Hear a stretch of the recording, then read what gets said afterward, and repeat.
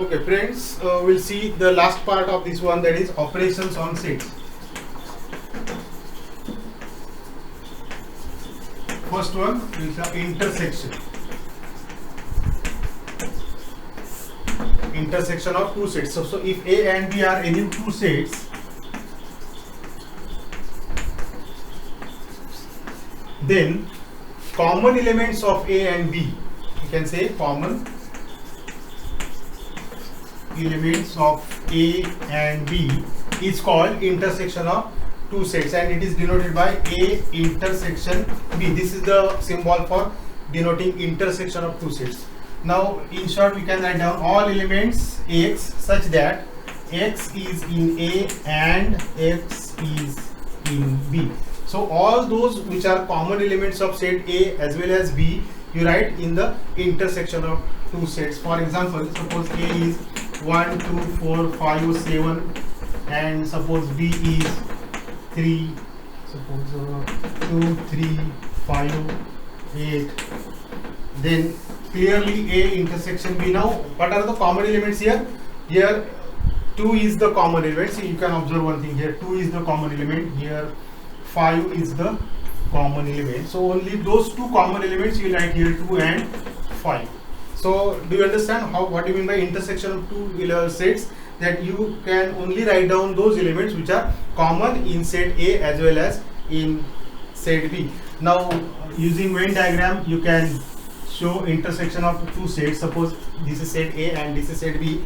In set A, in the common section, you can write down 2 and 5 because they are elements of set A as well as set B, and the remaining elements from set A are 1, 4 and 7. So we write here 1, 4 and 7, and remaining elements in set B are excluding 2 and 5, that is only 3 and element 8. So this how you can show intersection of two sets A and B, where this is the part of the Venn diagram which is common to A as well as B. This is only part in A and this is only part in B. So this how you can write down intersection of two sets. Now we can observe one more thing here, that if A is subset of B, then what will be A intersection B? That is the question mark. Suppose. Now we will take one example. Suppose A is 1, 3, 5, 7 and B is 1 to 8. Suppose.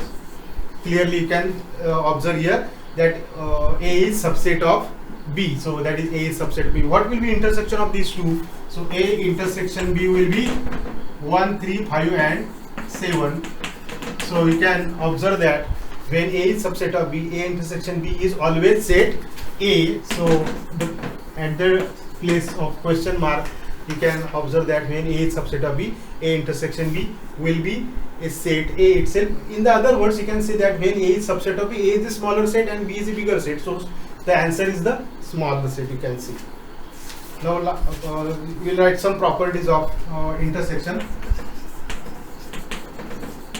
That A intersection B is always B intersection A. That is very simple property. Intersection, while taking intersection, you can take first set as A, second set as B, or first set as B, second set as A. It is the one and the same thing. Secondly, what we have observed here, when A is subset of B, A intersection B is equal to A. That is the common thing. Thirdly, when A intersection B is equal to B, then what will be the relation between those? B will be subset of A. Thirdly or fourthly, you can say that A intersection A dash is equal to always phi. There is no common element between A and A complement that you know already.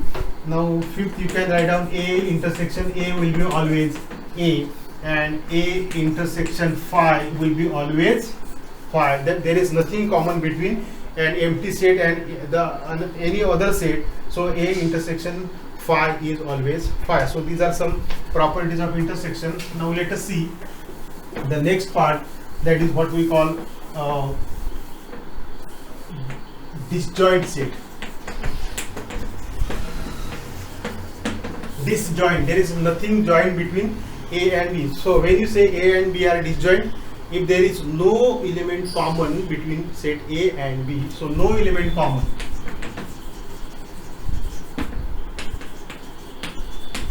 In other words, you can say when A intersection B is an empty set, then you can say that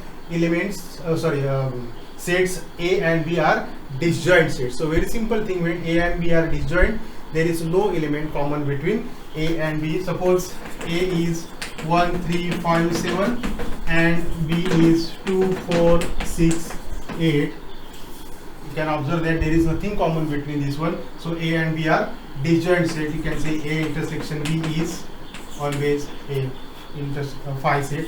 And if you draw their Venn diagram, there is nothing common, so that's why you have to draw sets like this. In this one 1, 3, 5, 7 and this one 2, 4, 6 and 8. So in this one this is the way you can denote the disjoint set. There is nothing joined between A and B, so that's why they are disjoint sets. Now last part in this one we see, that is what we call union of two sets. First one see intersection, then we see disjoint set, and this is last one we see the union of two sets. When A and B are given two sets, then set of all elements which are in A as well as in B. That means you have to write all elements of A and B. So all elements of A and B are called is called the union of two sets, and it is denoted by A union B. You will read this one as A U B, that is A union B. Now suppose A is 1, 2, 4, 6 and 8 and set B is 1, 3, 4, 6, 7 and 9. Then what is A union B? A union B means you have to write all elements of set A as well as B. Only remember one thing, if there is a common element you write only one time, because while writing any set, one element you have to write only once. So it is 1, 2, 3, 4, 5 is not in A as well as B, so we will not write 6, 7, 8 and 9. Remember that one, the common elements we have written only one time. So all elements together when we write, then it is called union of two sets. Now as similar for the intersection, there are properties for union, and the properties are A union B is equal to B union A. This was same property of intersection. A intersection B is same as B intersection A. Secondly, when A is subset of B, what is A union B? See, when you take union, your set becomes bigger, more bigger than A and B. And when you say A is subset B, B is a bigger set. So when A union B should be equal to B. And thirdly, very important, see, if you observe A union B is a bigger set, A is subset of A union B as well as B is subset of A union B. So A subset of A union B and B subset of A union B. So this is the third property. Now fourthly, you can say one more thing, that A union A complement is always a universal set, because there is nothing common between A and B, and all elements which are not in A, they are included in A complement, so their union is always set U. And next, fifth, A union phi is always set A. And lastly, A union A is always set A. So these are few properties of union, and then we'll see the last point, there is a number of elements of set A, which is a finite set. Now if A is a finite set, that means the elements in set A you can count, that is a set, when set A is finite set, then n of A is equal to number of elements in set A. Now for example, suppose A is A, B, D, E, F. How many elements are there in set A? There are 5 elements, so you can add up n of A is equal to 5. So this is just a notation. If A is a finite set, then n of A denotes what? Number of elements in set A. If it is a finite set, you can count the number of elements in this one. This is A, B, C, D, A, B, D, E, F, there are 5 elements, so n of A is equal to 5. On the basis of this concept, you can write down one property, very important property regarding union, intersection and n of A, and the property is n of A union B is equal to n of A plus n of B minus n of A intersection B. Okay. Now you can verify this property. Suppose you have set A as 1, 2, 4, 5, 6.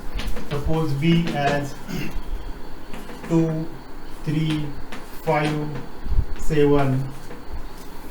Then what is number of elements in set A? There are only 5 elements. So n of A is 5. N of B is, there are 4 elements.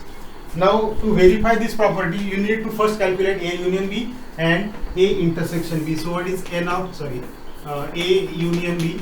Union means you have to take all elements of A as well as B. So 1, 2, 3, 4, 5, 6, 7. You can write down all 1, 2 up to 7, and in A intersection B, only the common elements. It is common elements are 2 and 5. So only 2 and 5. Now observe one thing, that in A union B there are how many elements? N of A union B, that is 7 elements, and n of A intersection B, there are 2 elements. Now you cannot prove it, you can verify. When you verify this property, you have to first find the left hand side. So what is n of A union B? That is 7, and then you have to write down the right hand side, n of A plus n of B minus n of A intersection B. Now what is n of A? It is n of A is 5, so it is 5 plus 4 minus 2, that is also 7. So if you call this as 1 and this as 2, you can write down hence from 1 and 2 what is verified? N of A union B is equal to n of A plus n of B minus n of A intersection B. That is, number of elements in A union B is same as number of elements of A plus number of elements of B minus number of elements of A intersection B. In your book, 1 or 2 examples are given regarding to verify this law. We can say n of A union B is equal to n of A plus n of B minus n of A intersection B. To verify, sometimes what students do, they write down this equation and then they write this is 7 is equal to 5 plus 4 minus 2, and then they get 7 is equal to 7. That is not a right procedure to verify something. To verify something means separately you have to find left hand side, separately you have to find right hand side, and then you have to observe that those two sides are same, and then you can say that this law or this theorem or this equation is verified. Thank you.